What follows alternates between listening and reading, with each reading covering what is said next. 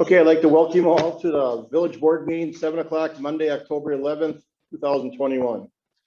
Can we all please silence our cell phone or turn them off? We have a roll call of officers. We have Pete Anzia, Don Thatcher, Sarah Heisler, Rose Sowers, Dan Wolf, and Rosie Diaz. Open meeting law compliance check. Yes, we are compliant. Can we all please stand for a pledge of allegiance and a moment of silence? Pledge allegiance to the flag of the United States of America and to the republic for which it stands, one nation, under God, indivisible, with liberty and justice for all.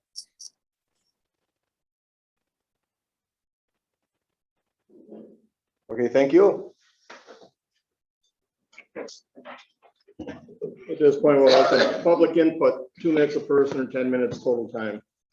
Pete, I'd like to address the board about the project, the sewer and water project. North Street and Liberty Street and Elevator Lane is all blacktop.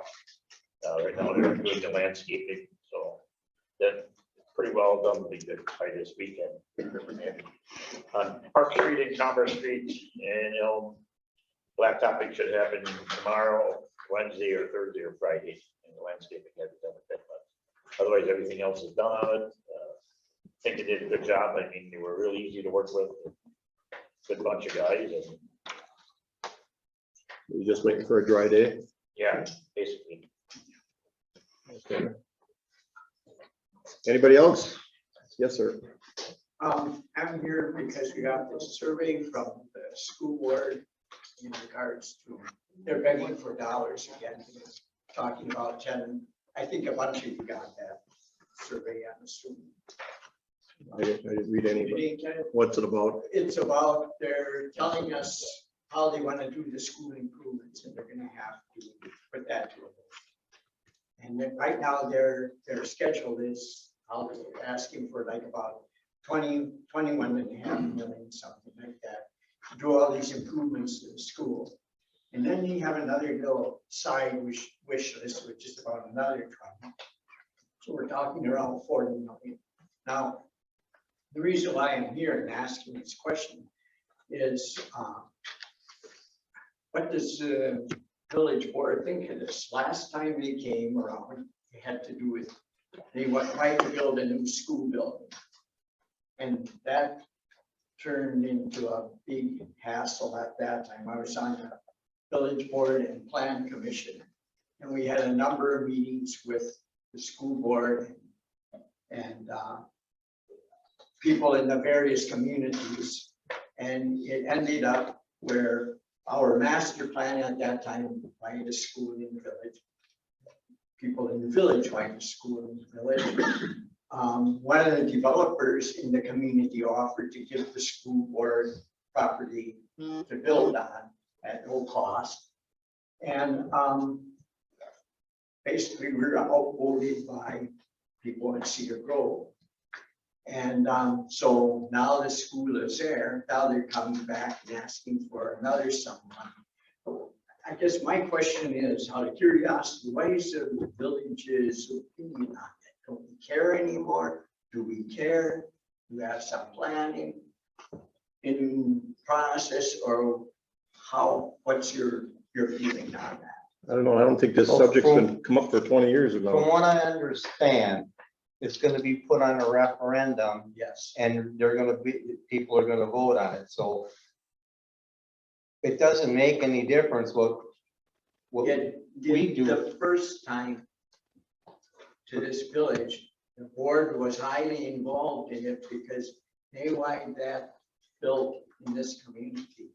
So I'm getting the feeling that this board doesn't really care how it goes. We absolutely care how it goes. Why would you think we don't care about Well, our I'm schools? picking that up. One member doesn't know about it. Another member is saying, I got that survey, I read that survey, and what I'm saying is, they're gonna put it out, they're gonna put it up on a referendum, so what, I mean, what action can we take? Is that what you? well, no, What are you saying? it's up to the people of the village and up to Cedar Grove, what happens. True, but the question is the first time around, the board that sat there at that time promoted, took action, tried to do things to get it moved to this community. A developer took action to try and get it moved to this community. Well, if I can chime in, I wasn't part of the board, probably didn't even live in the village at the time that you're discussing, so I don't have the full picture. Sure. But my guess is that now that ship has kind of sailed. The school was built where it was built, True. and the developable land that's available to the village may not carry a school project. So I'm thinking that it may be something of a moot point. It's as Don was saying, it's just a matter at this point of letting the citizens vote as to whether they're willing to fund it. It's not that we're not unsympathetic. I think every one of us would love to see a school in this community. But like I said, I think that ship is somewhat sailed. I understand what you're saying, but I worked on many projects and there's times where the ship sailed, but we also went after that sailing ship. And I guess I'm hearing the board is just gonna let the voters decide in this case. Well, I don't think the vote, to be fair, I don't think the vote, the board has had an opportunity to come together to make a consensus on this. Rightly or wrongly, I think the first time we're being confronted with whether we need to have a consensus is right now. So haven't thought about it, frankly. At this point, the village board was never approached on this discussion. So I feel we're gonna wait until we get approached. Why they're coming after is improvements to the school district, is because there's a loan coming off. Then they'd like to do this referendum that would improve the school, the roofs and all that maintenance plan. They wouldn't raise the taxes any more than what they are now. So they wouldn't go down, but they wouldn't raise them in the future years. You wouldn't have to ask for extra money for this maintenance projects. I didn't read the survey yet either. Well, and if they choose to build a new school in Belgium, it's gonna cost taxpayers a heck of a lot more than what they're asking for maintenance. Which is not built, they're not asking to build a new school right now, they're asking for maintenance referendum. Okay, But what? moving on, we have to keep moving on tonight. Yeah, we have a lot of stuff to discuss tonight. Okay, then we'll move on to Belgium Area Chamber of Commerce report. Hi, everybody. Just a couple things coming up. Wednesday, November 10th is Celebrate Belgium. So for those who don't know, that's our annual awards banquet. And that'll be held at Memories Ballroom. It's always a fun night. We hand out some awards, we get some good food, and we have a night of comedy also. So this year we have Joey Maxwell coming. And tickets for that will be $30, and those will be on sale on the chamber website shortly. And also nominations were due today for the awards. So thank you to everybody who made a nomination, because we had a lot this year. So it was really great to see. And then the other thing that we have coming up, of course, is European Christmas. So that's going to be Sunday, December 5th. And it'll kick off with the parade at 4:30. It'll be a Main Street parade this year, but heading east. So a little different from past years, because we will still then have events back at the Village Square here. So you can look forward to a chili cook-off, music, food, singing, activities, all that fun stuff everybody likes to do down here at Village Square. And then in addition, we're going to keep all the stuff we did during COVID. So we're still going to do a decorating contest throughout the village for a chance to win some cash. We'll have the gift giving trees. We can give back to the community. And then we also have arranged for a mailbox to Santa. So there's a lot coming up tonight. Is there any other questions for me? Good, thank you very much. We'll move on to the consent agenda items. Make a motion to approve the consent agenda items. I'll second. Motion's made and seconded. Any discussion? All in favor, say aye. I Opposed? Motion passes. Move on to number 9, unfinished business. We have approved stormwater management maintenance agreement with Dreams Logistics. Can you help us out, Danny? They had, they're building a new building up by Dream Logistics, and he has to have a stormwater management plan he put up on it. Plan was reviewed by McMahon. He drew it up, right through it.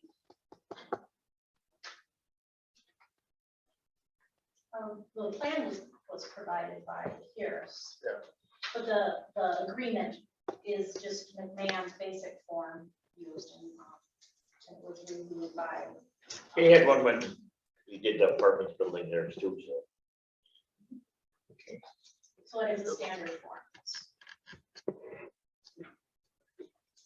Okay, then we'll move on to 9B. I need to We need a approve that. motion. Give me a motion. I move to approve. I'll second. Motion's been made and seconded. Any other discussion? All in favor, say aye. I Opposed? Motion passes. 9B, introduce and approve resolution 19-21 to approve final plat for New Luxembourg 3rd edition.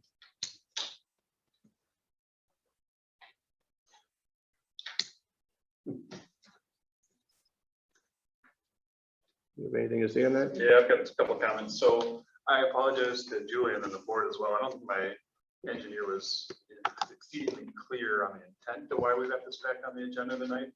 So we actually are not looking for final approval because we've got some items we want to review and further on the punch list that we think are perhaps overly burdensome. And I'm going to start that process with Dan and anybody else that the village staff before thinks that needs to be involved, McMahon, et cetera. But we did send through an updated plat that added one lot to it. So what we did is we didn't change any of the zoning or any of the setbacks, but when we actually laid out the units that we intend to build, we found enough space available on each side of the road by the pond to do 2 duplexes or side by sides and an additional single family home that was original plan. It would only require us to do 3 different curb cuts and one utility line. So what I have in front of you is a discussion, not necessarily a votable action because the final plan will come later, but our intent is to get your feedback on additional lots so that we can move forward with that going towards final plan. And I'm happy to point it out if I can borrow your large plan there, Julie.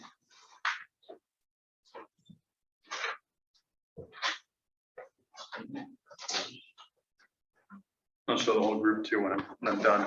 But when we had built that 4-family apartment unit that's just north of us here, the original 20 lots and land that was laid out to the north contemplated 6 lots north of that 4-family building that were for single family or side by side, depending on market conditions when we got there.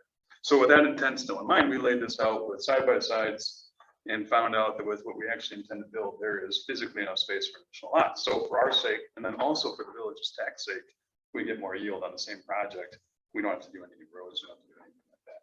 So our intent is to move forward with a plat that has the same setbacks, the same, nothing around the perimeter changes. If you look closely, there's a side by side, and now 3 single family homes versus what was 6 lots there. So instead of 3 side by sides or 6 homes, it's 2 side by sides, 3 single family homes. And then that's it. I just want to hear discussion and feedback before we start taking this all the way through proper channels with the state and then with Jerry and team on our agreement with the village as well. But physically, it just makes sense. Instead of having just grass side yards that don't benefit anybody, we get an additional family that the village could house. Yeah. Is there sewer and water stuff into that lot? I would need, let me pull up, I'm gonna get the exact quantity. I thought we talked about it when we had the final walkthrough, and you had said that could be either a duplex or a single family. Correct. And so I think I need 1 new lateral in there. I know I need about 100 new feet of curb, and that would be where I'd have those new driveway access points. No, problem is you guys put the final lift of asphalt. Correct. You So have to- we'll have to work through that one for sure. Well, it's just that the road ain't 6 months old and we're cutting into it. You got the final lift of asphalt on already.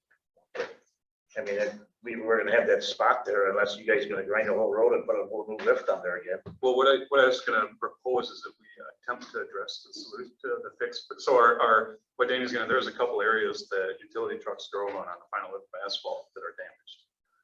Our subcontractor believes that they can bring it back to new condition.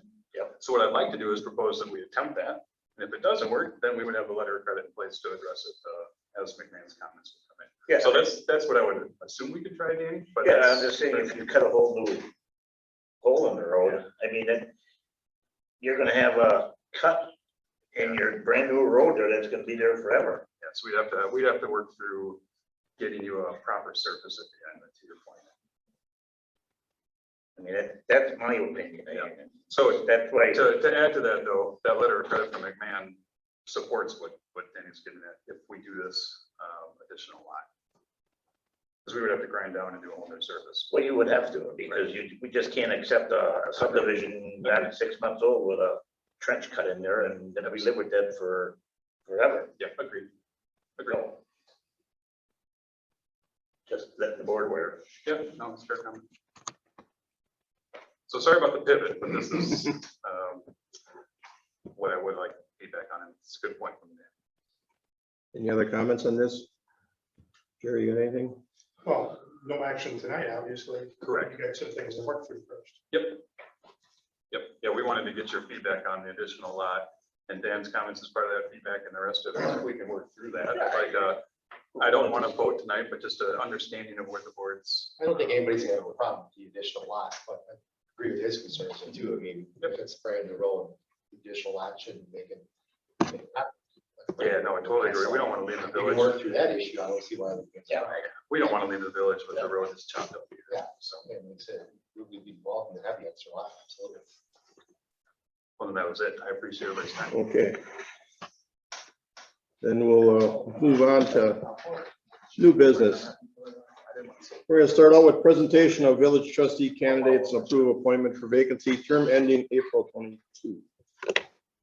First of all, I'd like to remind everyone that this appointment is to finish out Clem's term, which expires, I think it's April 5th, 2022. So if you don't get elected tonight, you can take out papers in early December by talking to Julie and get on the ballot for April. Okay, we're gonna start out with all applicants will have a couple minutes to present themselves and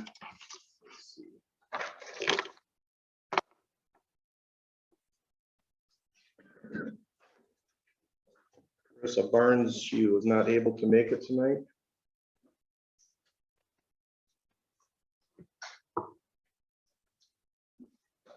So then we'll go to DeLacy Enchinger. You here? She was not able, she had. She was unable also. Okay, then we'll go up to Dale Pfeiffer. Howdy, everybody. I think most everybody here knows me. I've been a lifelong village resident. I've spent 2 terms on a village board already in my life. I think a total of 8 years. I've enjoyed the whole time, and the only reason I got off was because of my work schedule. And so if, somebody's needed, I'm more than happy to hop back in and pitch in. Like I said, I enjoyed all of my time. I generally got along with everybody, and it was a good experience. So I have, a lot of knowledge and stuff. I don't know what knowledge might be a stretch. But a lot of practice on doing all of this. So that's just plain and simple. Okay, thank you.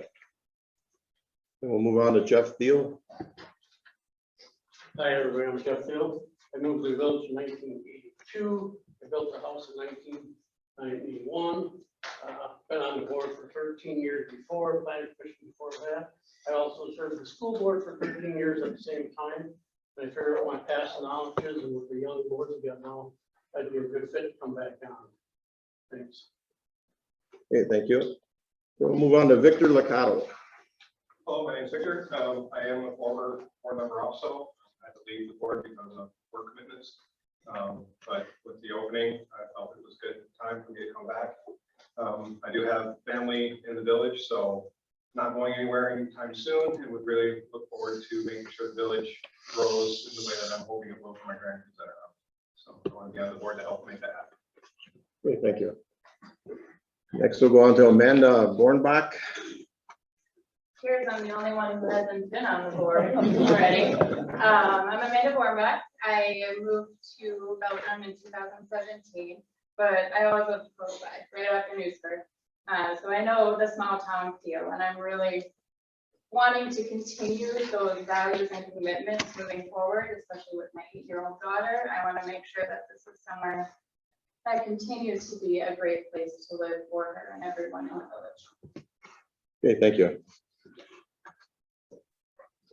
Okay, well, we need to establish a procedure to nominate with a motion and a second.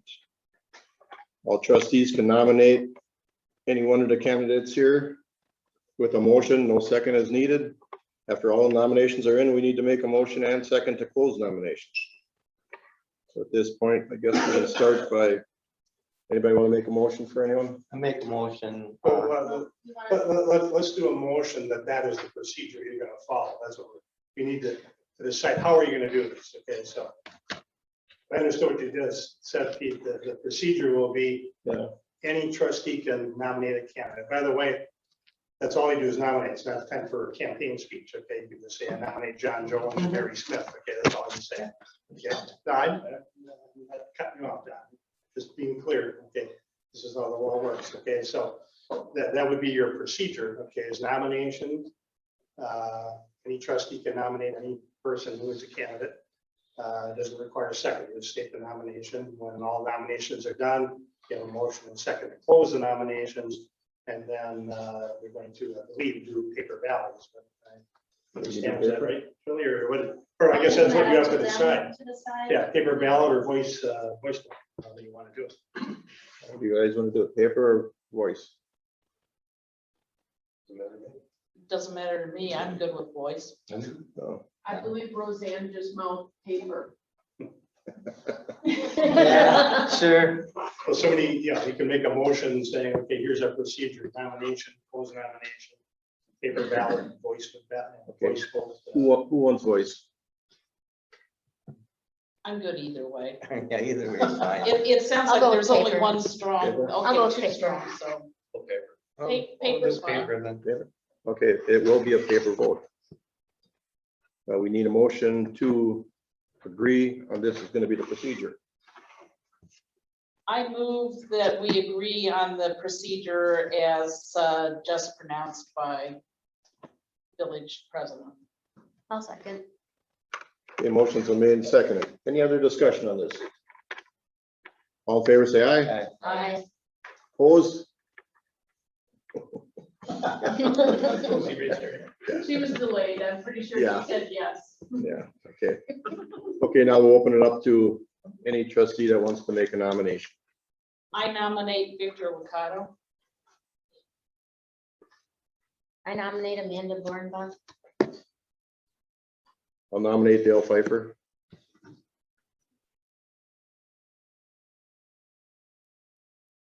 Up to you, Don. The person. You don't have to nominate. I'm not going to nominate it. No, Dan? Okay,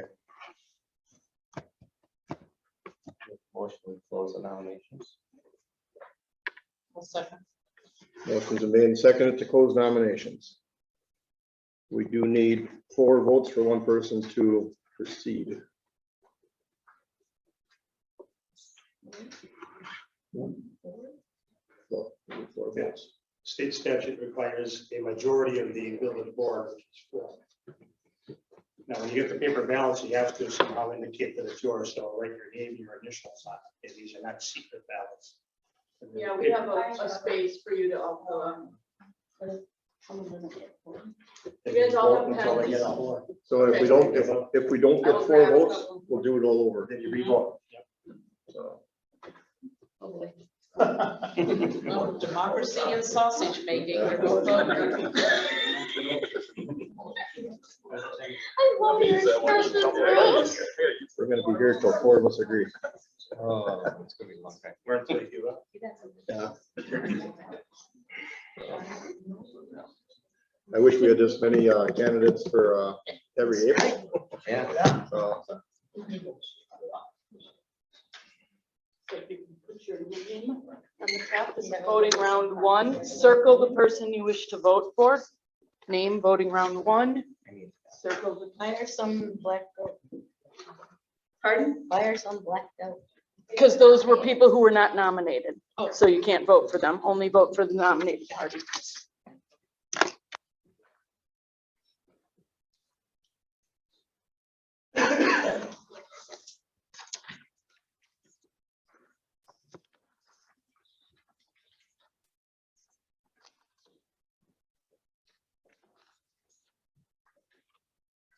You don't have to announce who voted for whom, you just have to tally the votes. It's public record if anybody wants to know.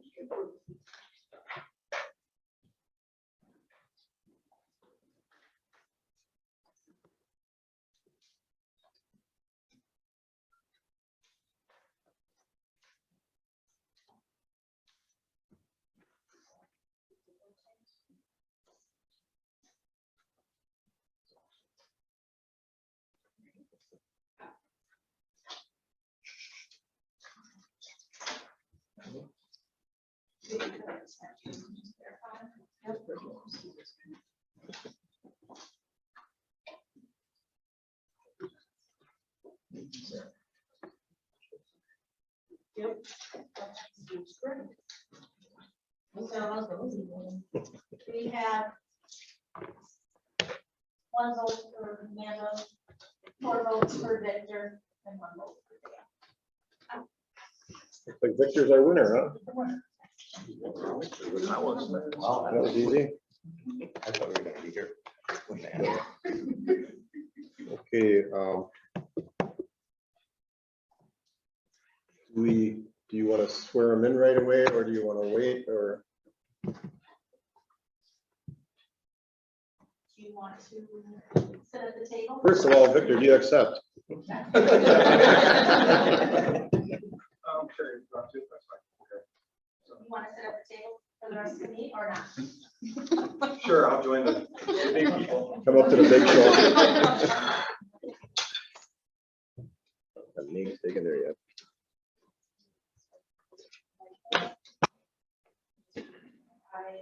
I, Victor Mercado, have been appointed to office of village trustee. Swear that I will support the Constitution of the United States and the Constitution of the State of Wisconsin, and will faithfully and impartially discharge the duties of said office to the best of my ability. So help God.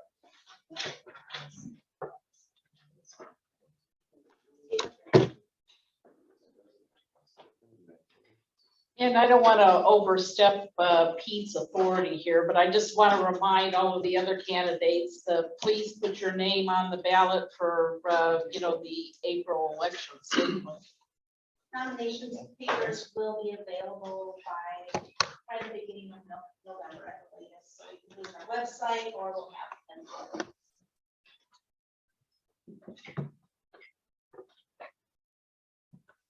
them. Welcome. Okay. Then we'll move on to. Okay, then we'll move on to 10B. Review and discuss the proposed ATV UTV ordinance as provided by Lakeshore ATV UTV Club. That was you.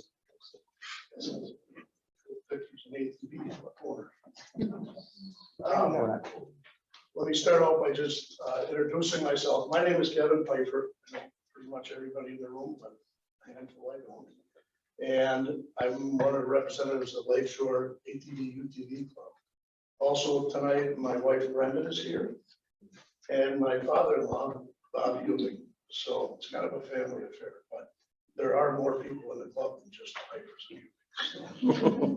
Pfeiffers. So we just have a quick or a short little presentation, and we thought we'd just give you some of the items and the topics that we've dealt with over the last couple municipalities that we worked with.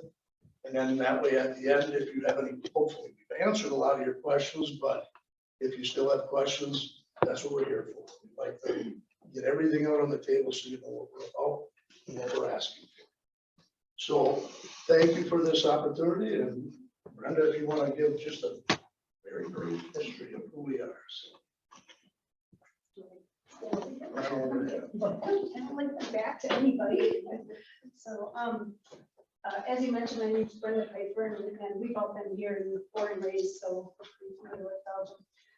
A few of us were talking, wouldn't it be nice to be able to drive down the road, visit family, go visit friends on their ATV, go grab a bite to eat, go to the recycle center, go to the cemetery. I mean, those are things that we would love to do and other communities.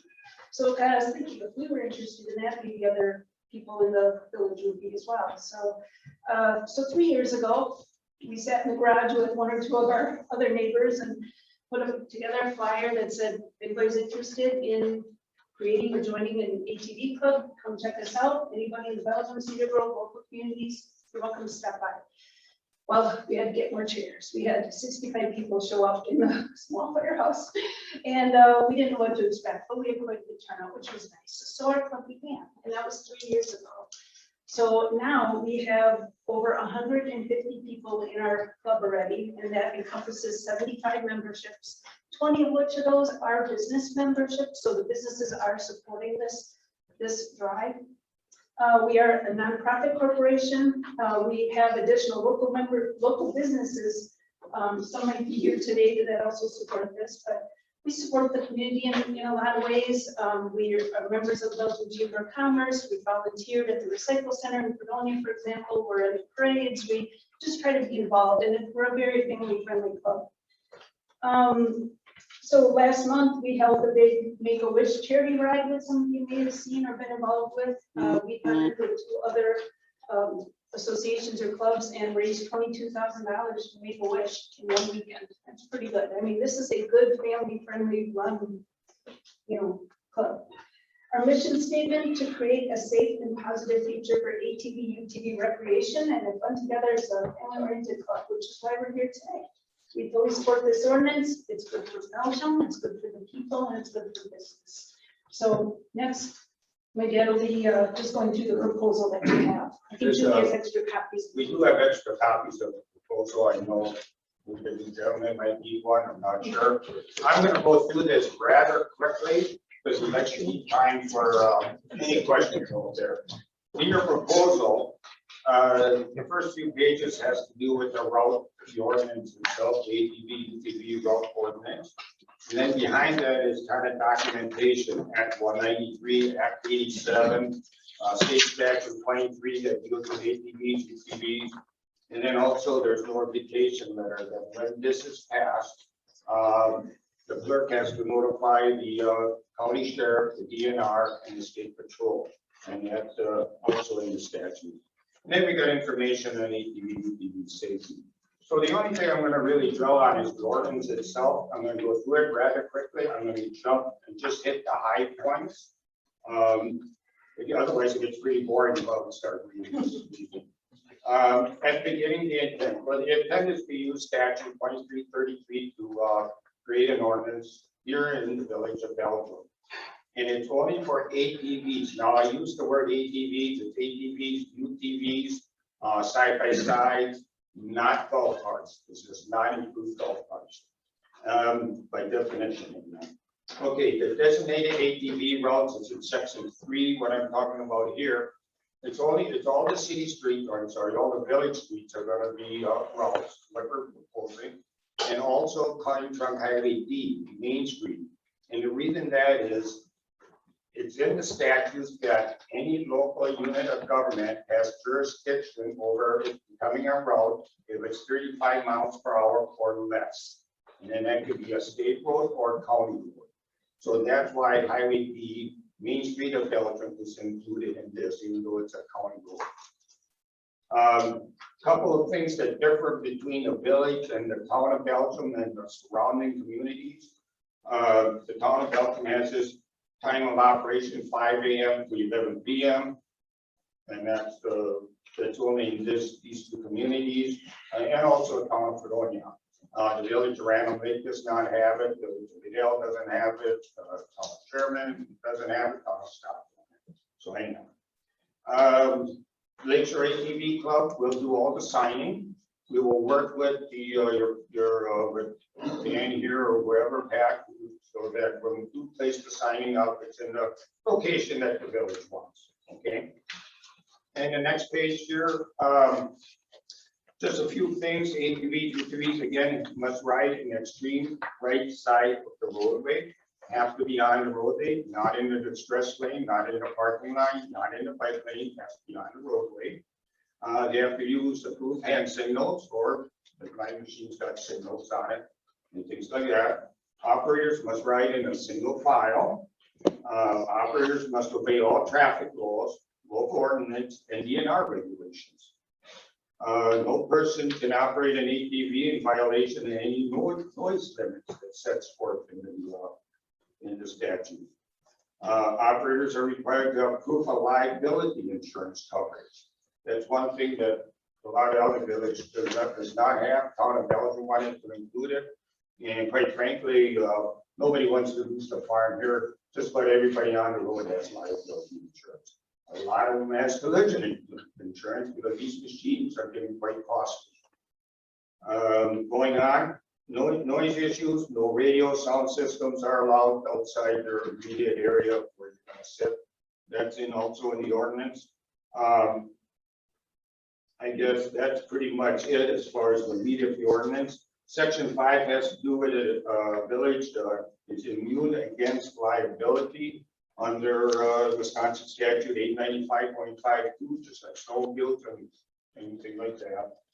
And let's see, enforcement. There's a section here under enforcement. It can be enforced by the state patrol, the county sheriff, DNR, game warden, even your local marshal. Was that's pretty much the ordinance itself. And the rest of the pages behind there is all documentation that. So, that's it. Okay, and I just have a few key points that I'm going to kind of reiterate what Bob said, because it seems like every municipality that we go to, somebody doesn't quite understand it. You may read it one way in the paper, or you may hear it from somebody one way, and it gets very confusing. And I'm going to start out by saying there's routes and trails. Routes are everything on the roadways. The town of Belgium passed an ordinance, and we're going to be able to drive in the town of Belgium once we get it signed. And it's only routes. We are not here in the village to ask for anything to do with trails. Trails are off-road, in the woods, in the fields, like snowmobiles. So that's the difference. And this, I mentioned this because it really blew my mind when I first heard this. In the state of Wisconsin, we currently have 41,000 miles of routes. Now, I always thought you go up north and it's all trails. There's just under 3,000 miles of trails in the state of Wisconsin. So it's 3,000 to 41,000. So what we're asking here is not very unique. This is pretty much the same throughout the whole state of Wisconsin. There's some very large towns. Yeah, everybody says it's up north of Rhinelander, but even in the Dells area and well, our neighbor here, Random Lake, the village of Random Lake also allows ATVs and UTVs. The other point that I wanted to stress was what Bob had touched on about the 35-mile-an-hour rule. This too seems to catch people off guard. It doesn't mean that all ATVs and UTVs have to go 35 miles an hour. No, indeed, all ATVs and UTVs have to follow posted speeds. So in the village of Belgium, this is a nothing because we're all at 25 for the most part. I don't know if we even get it in 30.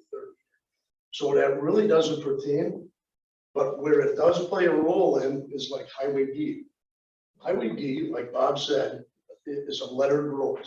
Lettered roads are maintained by the county trunk D. So typically you go to the county for approval, but because it's within the village limits from the freeway up to LL. If the village of Belgium passes this ordinance and it's under 35 miles an hour, which it is, it automatically could be used as ATV route. It doesn't have to go through county permission or acceptance.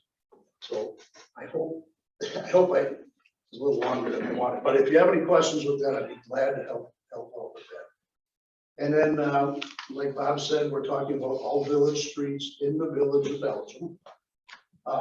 And the other key point that we did want to throw out there is it really, keep in mind that this is not just for us, it's also for the village, the people who live in the village, but also the businesses. The businesses can really benefit from something like this. And you can kind of see by some of the people that showed up tonight, they're very anxious and excited about this because it can create a boost for their business. For example, I know Kyle at Coyotes, you can go through there in the winter and let's pile up on a snowbank. It might be a half dozen to a dozen snowmobils. We can do the same thing, and it's a year-round process. They can come to restaurants, they can go to gas stations. You can drive to town and go to the bank if you want. So it's not just for joyriding through the village. It's another form of transportation, and it really does help our business community also. So that's my key points. Brenda, you want to hit some of the safety tabs?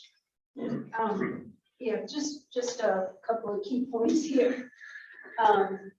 This is mostly for the people that aren't familiar with the ATV and UTV rules and regulations. I mean, we're not inventing the wheel here, as Kevin mentioned, there's 41,000 miles of that in Wisconsin. So just like both snowmobiles and motorcycles, there comes education and learning the rules and making sure you're following the rules. So the DNR highly recommends this ATV UTV certification course, and it is a good course. It is required for anybody born January 1st of 88 to present. So if you're born on that date or present, you would have to have a course in order to even drive on a public road or trail. To operate on the road routes, you have to follow the speed limits, obey all the regulatory signs. The ATV or UTV has to be registered, so you're paying for that. It has to have a license plate. It has to have headlights, taillights on at all times. Those are the requirements that the Wisconsin regulations dictate. And we've incorporated a lot of those into the ordinance. UTVs, the side-by-sides, also have to have seatbelts. You have to wear the seatbelts. Kids under 18 have to wear a helmet. These are all already the requirements. Regarding insurance, it's our responsibility to have insurance and liability coverage, no different than a moped or boat or snowmobile. You insure what you have, right? When it comes to routes, there's no environmental impact difference that UTVs have compared to cars or motorcycles. In fact, there is a noise level, exhaust and noise restriction. ATVs and UTVs are not allowed to be over 96 decibels. That's the manufacturer's, that's the warranty there, the limits. A lawnmower is 86, just so you know. I mean, they're comparable. The town of Belgium added that noise with the radios because of times you hear a motorcycle go by and you can hear the radio blaring. We just thought, you know, we agreed with the town, if you want to keep it quiet, just say within your realm of personal space. So we've included that here in the village of Belgium one as well. Regarding warning labels, you may see warning labels on ATVs and UTVs. The old ones say good for trail use. The regulations have changed though, and the manufacturer's warning label that says do not allow operation on public roads unless designated for off-highway vehicle access. So they have changed those warning labels. So if you see an old one, it's the new way that they're updated. Again, 41,000 miles of roads are already, road routes are already included. So the best part is, in our club, other than Dylan, I'm the next youngest person. I mean, out of 150 people, I mean, this is for older people too. It's not young hoodlums just driving all over the place. These are people with pretty expensive machines and professionals, just like the Harley drivers. They have some nice machines. You want to keep them nice. So what I like about four-wheelers, it's more visible than a moped or a motorcycle. You're on four wheels, you're more stable. And with a side-by-side, you have lights, you have everything. I mean, a UTV is as comparable or larger than a smart car. I mean, when you think about that, if I'm seeing a smart car drive down the road, my UTV is bigger than that. I mean, there should be no difference. We just want another mode of transportation. I want to be able to go to our local businesses on my ATV and my UTV. I want to be able to stay in town, bring my business in town. If I get in the car, I'm probably going somewhere else to run errands. I'm probably going to eat somewhere else. I want to support our local businesses. It's important to us. It's what is really neat with the town, when we met with the town, it was amazing how many older people really enjoy this. We could take our grandpas, we could take Father Ernster for rides on our ATV or our UTV. You just sit in it, you slide in it like a car. Able people can ride this. Some older people can't be on a moped or motorcycle anymore, and yet they get the feel of that. So it's really kind of nice. We simply want to ride down the road. That's all. I just want to, be able to drive through town, go to the bank, do this, and you're not going to see an influx of ATVs and UTVs here. Call Random Lake, call Town of Fredonia, Village of Fredonia, or Town of Fredonia. You're not going to see a huge influx. You're going to see the people who have them just using them as another mode of transportation, following the speed limit. And the other thing we'll be getting into is, if you see anybody breaking the law, you call the cops on anything, right? You see somebody robbing, you see somebody speeding or recklessly driving on any vehicle, motorcycles, whatever. You can call the DNR. The town of Belgium put the DNR's name and information on their website. We have address. We're on a first name basis with Tony. Tony Young is the game warden in our area. He's well, we like working with him. We want this to be a well-respected ordinance. So I think that's about it. I don't get any other questions, but I do want to support our businesses. That leads into the trail ambassador. Bob, if you just want to just. Think about just a few seconds. Something unique about our club or the UTV community is we have a trail ambassador program where we're certified by the DNR, and it's a two-day training period out in the field one day, in the classroom another day. When we're out on patrol, we look for people that do bad things and we report them. We're tracked by GPS in our phones. We have a communication system or center, and there's actually in the city of Sheboygan, and that's statewide, and we call into them if there's any issues, and they can get us help. That's something that really unique. And I think we got 7 or 8 of us in our club that has this course. So I guess that's it. Yeah, and just in conclusion, I'll wrap it up. So that is a good way, because we can contact them 24/7. They can have a sheriff's department sent, our warden, whatever. We don't have arresting authority, but we're in this for the long haul too. We don't want to see anything go wrong, so that we can keep our privileges.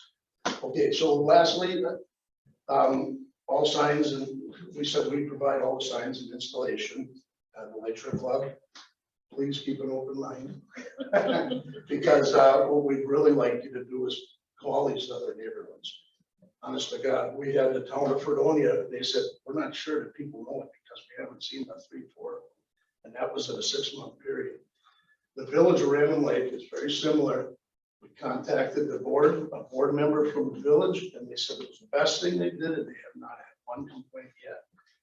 Not saying there isn't a bad apple somewhere out there, because there always is, but it's working. It's working in other places.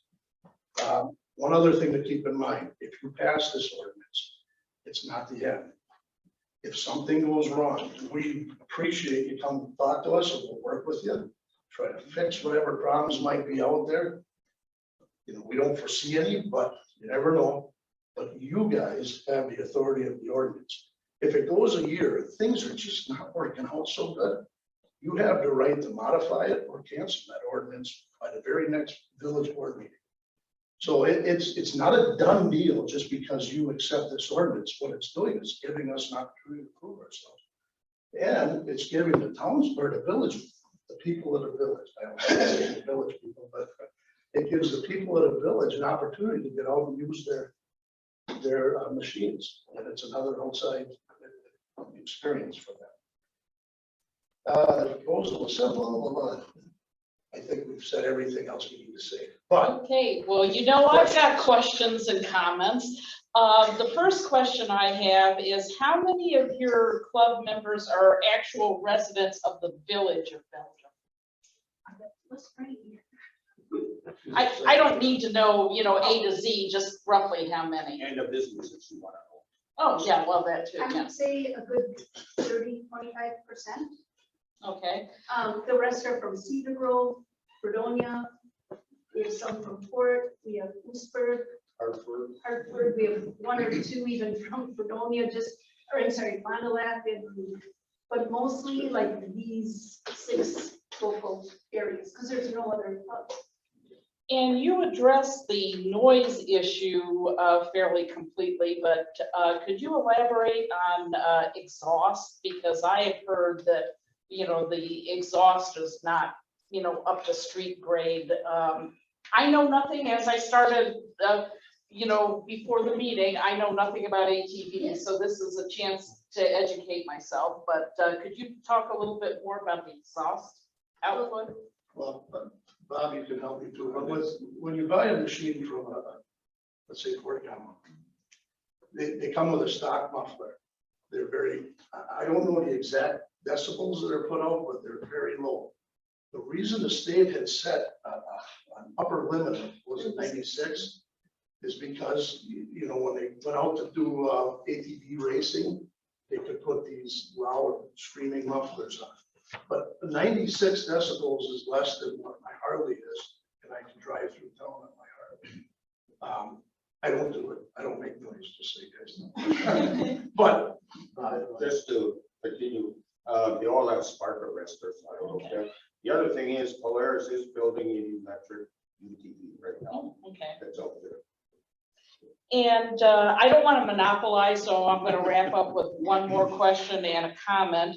Well, actually 2 questions and a comment. First of all, you know, looking at the illustrations that you provided in your proposal, you know, those are kind of gnarly looking tires. I know that they're, you know, it's not like a semi going down the road, but we don't have to have any concern about tear up of any of the village streets, do we? no, the knob tires that come with these machines are what's the low PSI? Now, the state statutes just changed about a year ago, where they added more of a radial tire. Anybody that drives on roadways, and they care about their machine, within a year or 2, we're gonna wear those nubbies off and go out and buy radial tires. I have radial tires on mine. It's quieter than my pickup truck, her car too. And even the knobby tires at a speed limit of 25 miles an hour, probably will not even hear a difference, let alone you shouldn't hear a screaming of you know, winding out of tires. You may have in a rural area where it's 55 miles an hour and you have knobby tires, you might hear a louder noise out in that area. In the village, it's my opinion, but it's a non-issue. And again, I could be mistaken about my following statement, but my understanding is that a lot of manufacturers of ATVs and UTVs expressly comment that you should not drive them on public roadways. And also, I believe the Ozaki Sheriff has come out against them too. So could you comment a little bit about those statements? Well, I can't comment about the sheriff because I don't know what their thoughts are. You know, as far as the ATV use, I'm sure it's a workload issue that they probably want to deal with. But go ahead. So I can address that one. So the manufacturers have recently switched their. I remember you mentioning Like that. That's why, yeah. So they do, some of the older ones and the manufacturer's warranty say that, but the keywords are unless authorized by, and they're pertaining to the ordinance. The Kettle Trails that helps post the signs and things for us had said it's kind of funny how misleading it is. Like Yamaha states don't operate on public roads unless authorized, but then they give $350 $350,000 in grants to help fund road routes. So they're talking, but they're all changing because people are using them on the roads. But you know how that works. The companies, it's all about this. Yeah. Right. I mean, the truth of the matter is they want to sell a product. Now, what they're doing, they don't really care about safety and all that. They just, at this point, what they're telling you is you have to get approval from a municipality to be able to drive on those roads. That's what these stickers are saying now. The old ones were worded differently, and they just said stay off roadways. Because when they originally came out, back in the 60s, I think, or 70s, they were all for out in the fields and stuff. Okay, and I just have two wrap-up comments and then I'll let somebody else speak. I'm a little disturbed by the using Highway D, although I understand for business access, you would need that.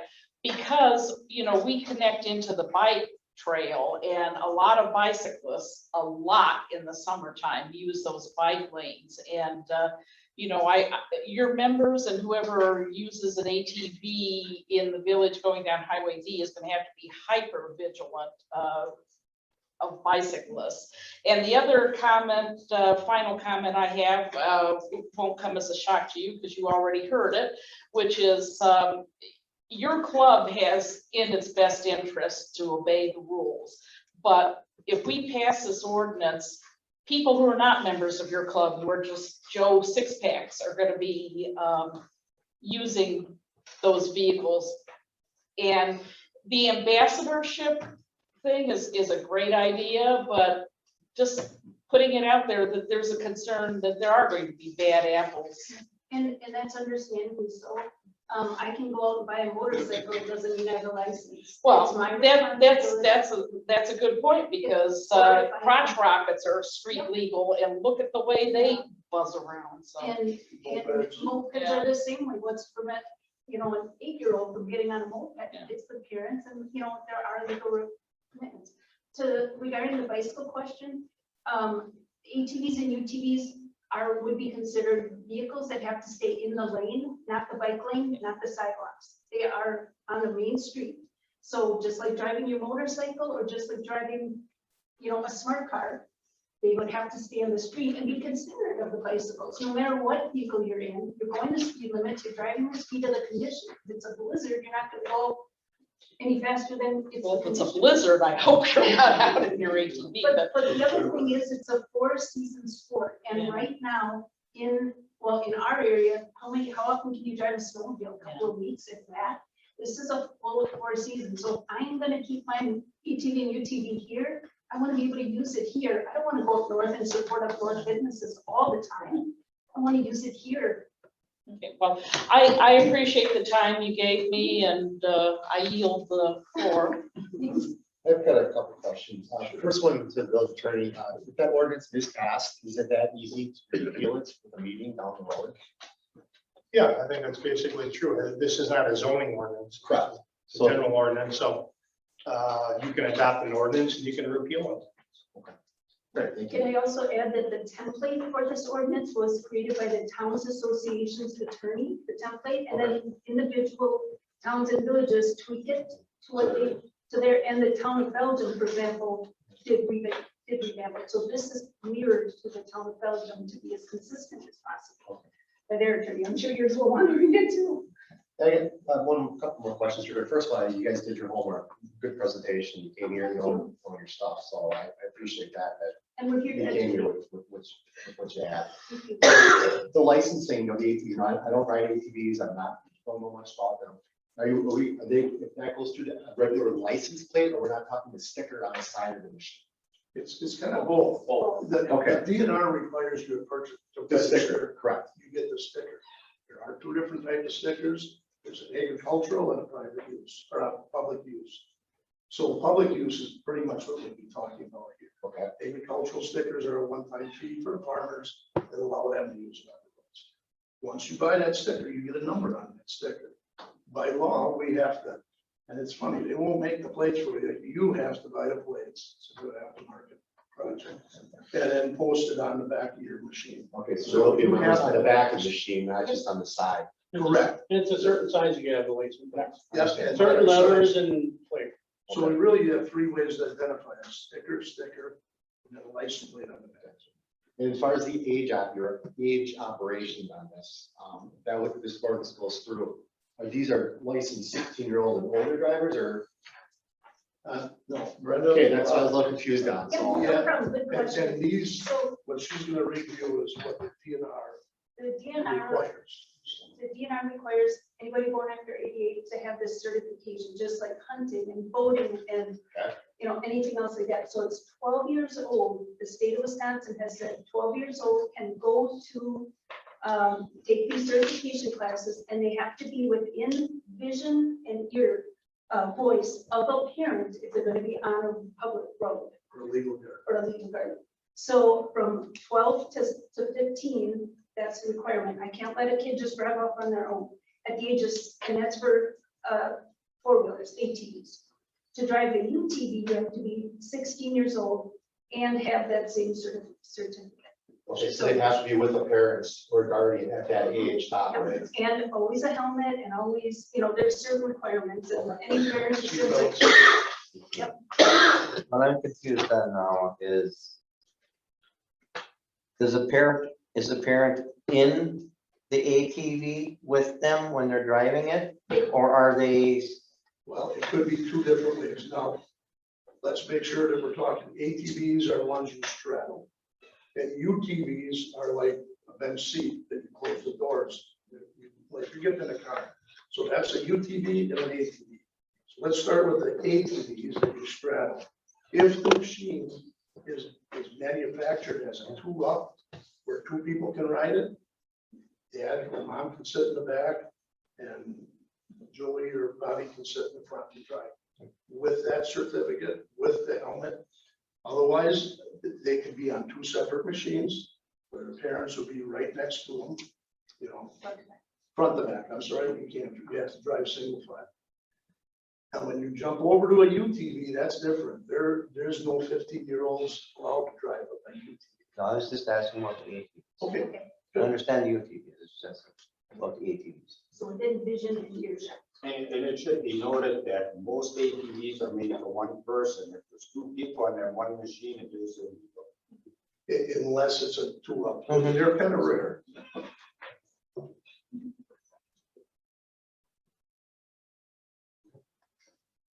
Any questions, Victor?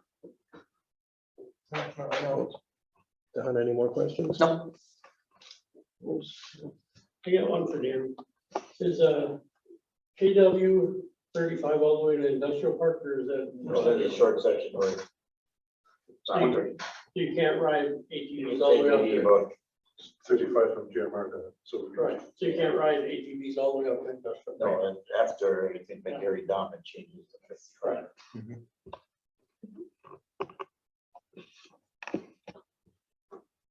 Okay, if there's no more questions, thank you very much for your presentation.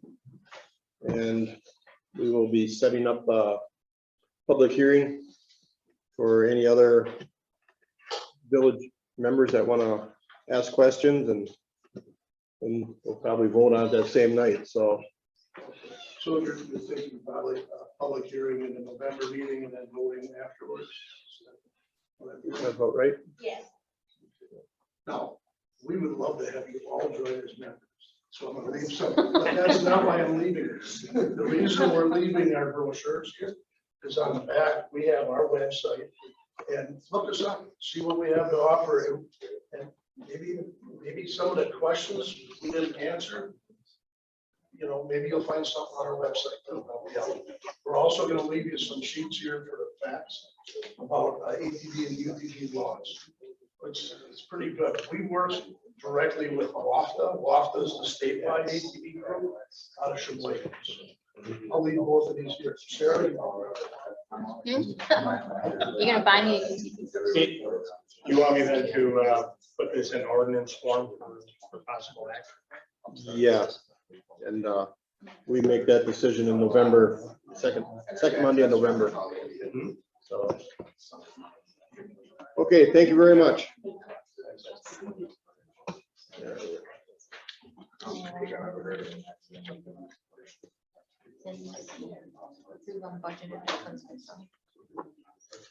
Okay, then we'll move on to 10C. Approve unbudgeted replacement of valve for wastewater treatment plant. Paul? Since my budget is going fairly decent this year, I noticed the valve mounts in one of my areas of the treatment plant that turns 24 times a day. And now it's 20 years old. So, and it's a very crucial item.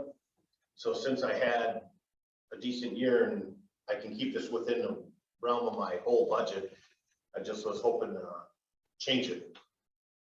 So I don't have to do it, well, this year, or if I have to do it next year, that's what it's gonna have to be. Is the part available? Yes. Well, these Well, days, who knows? Yeah, No. I'm sure, if you approve it, I'm sure they have it done before the first day. So, And you have enough in your budget. yeah, I should have enough in my maintenance budget. He currently has approximately 30,000 unused in his maintenance budget. This is just under a $5,000. Yeah. Yeah, you got that quotas up there, and if Brian and I prep it up, it could be cheaper.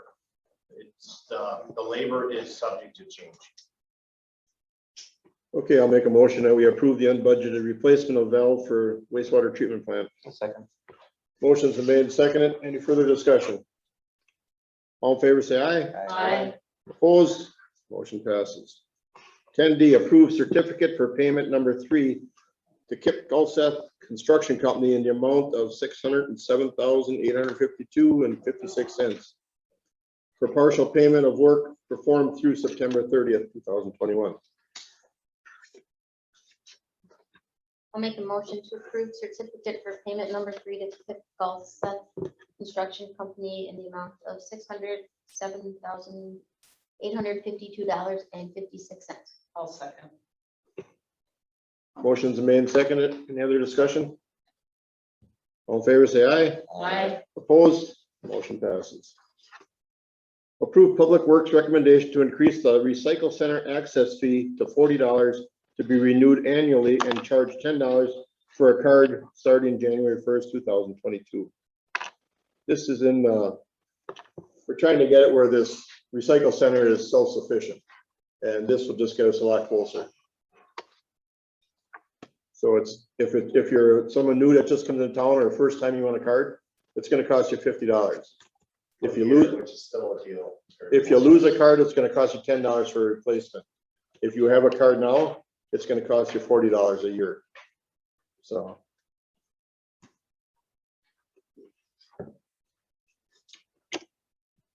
I'll make a motion to approve Public Works recommended changes to the recycle center user agreement as presented. Oh, I'm on the wrong one.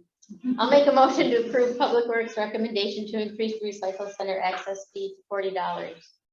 Renewed annually and charge $10 for cards starting January 1st, 2022. Also. Motion's been made and seconded. Any other discussion? I think you're gonna lose people. I think by charging the people that are used to paying $20, I think you're gonna lose a lot of those people. Up it by $20, and you're looking to make the thing self-sufficient. So if you lose 15 people, If we lose that many people, then there's that much less dumping to be done. So it'll be covered by not even empty resolving. you're gonna have problems with, I don't know where they're gonna go with their yard waste. They're Well, that's probably not gonna it. put it.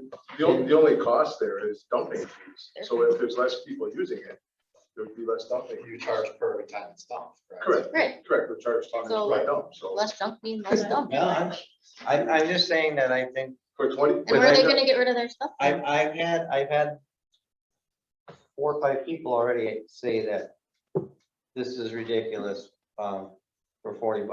Well, right now, That's Ozaki that's all I'm Recycling, saying. right now, Ozaki Recycling, for any of the items we take at the recycle center, couches, mattresses, chairs, all that stuff.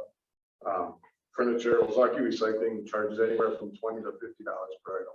Right. Correct. So. I'm just you saying wanna what take it to Ozaki people have Recycling, told of me. course. So where do these people say they're gonna take their junk and? They didn't. Well, I'm there you just go. saying, Huh? this is what they told me, that's all. And I'm just relaying it out here to you. So I don't care. We have a motion. Okay, any more discussion on this? All in favor, say aye. Aye. Opposed? Motion passes. Approve Public Works recommended changes to the recycle center user agreement as presented and to add mattress and box springs to the list of restricted items beginning January 1st, 2022. Mattresses and box springs don't crush down and they fill our dumpsters up a lot quicker. So I make a motion to approve Public Works recommended changes to the recycle center user agreement as presented and to add mattresses and box springs to the list of restricted items beginning January 1st, 2022. I'll second. motions are made and seconded. Any other discussion? All in favor, say aye. Aye. Opposed, motion passes. 10G, introduce and approve resolution number 24-21 fee resolution as recommended by Finance and Personnel, contingent upon village board approval of increased recycle center access fee.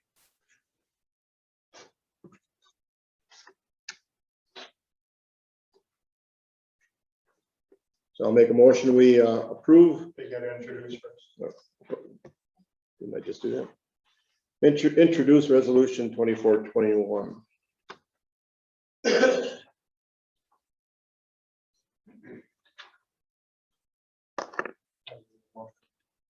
Okay, I move to approve the adoption of resolution 24-21 fee resolution as recommended by Finance and Personnel, contingent upon village board approval of increased recycle center fees, access fees. I'll second. Motions are made and seconded. Any further discussion? All in favor, say aye. Aye. Opposed? Motion passes. Approve Finance and Personnel Committee recommendation to wait until the 2022 tax year to collect the unpaid special assessments for the private sanitary lateral work completed in 2021 on North Street, Elevator Lane, Elm Street, Commerce Street, and Park Street. So move. Second. Motions are made and seconded. Any discussion? All in favor, say aye. Aye. Opposed? Motion passes. Introduce and approve resolution 25-21 authorizing public improvements and levying special assessments against benefited properties. I move to, oh, I thought we just did. I thought I was just reading the item. Oh. Are you introducing, Pete? Yes, I introduced resolution 25-21.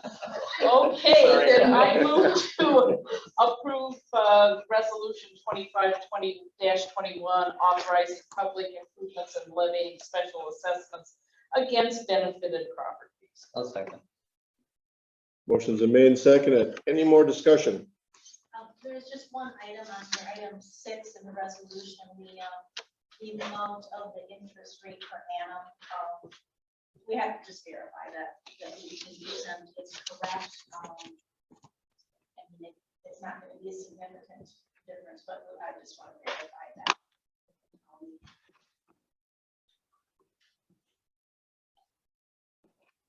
Dean will go on to 10J.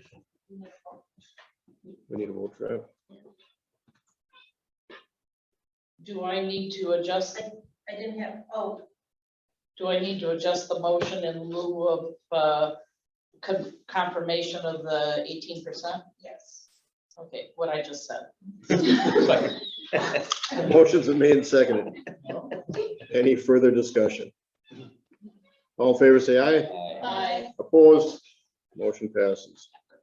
10J, approve Finance and Personnel Committee recommendation to add full-time DPW employee starting February 2022. Make a motion to approve the Finance and Personnel Committee recommendation to add the 5th full-time member DPW starting February 2022. I'll second that. Vicky, can you help us out with the money part of it? Yeah, so, you have a big spreadsheet that's in the packet, but just the bottom line is the line at the bottom that says changes to budget basically shows how that will affect our budgets in the general water and sewer funds. Now, of course, this is somewhat contingent upon estimates, since we don't know who we're hiring in terms of insurance. You know, it can vary a lot based on age and family situation of candidates. So I just used a average and of all of the current employees' insurance plans. And we are assuming that this will reduce our overtime somewhat. From what we're estimating this year currently of 250 hours of overtime, we're estimating that we can take that down to 180 or so. But basically it will affect general fund just over 32,000 and water and sewer funds just about 7,000, 7,500 each. And currently our budget can afford this. And we will of course be meeting committee the whole tomorrow to, you know, knock out all the details out, but currently we should be able to fund this without any significant issues. Does anybody have any questions on the information? Julie, when do you think we'll be able to put out applications when we start with the applications for this? I mean, I can Or Danny, how much time you need? Well, get that approved. Yeah. Get them up by November, December. I'd like to start in February. I mean, I just send it to for publication if you want to advertise them there. I mean, that Monday is the publication deadline, so I mean, after the budget's approved, then certainly to request an ad for that. Okay, there's been a motion and a second. Any further discussion on this? All in favor, say aye. Aye. Opposed? Motion passes. Approve Finance and Personnel Committee recommendation of a 2% wage increase for all DPW and office employees. And Treasurer Vicky Bayline will receive a salary increase of $1,288.65 plus the 2% raise in 2022 for completion of the Wisconsin Municipal Treasurer Clerk Institute and receive an additional raise of $1,288.65 upon completion of her treasurer certification. So moved. Second. Motion's been made second. Any other discussion here? Any questions? All in favor, say aye. Aye. Opposed? Motion passes. Move to adjourn. Second. Motion's been made second to adjourn. All in favor, say aye. Aye. Opposed? Thank you very much for everyone coming tonight.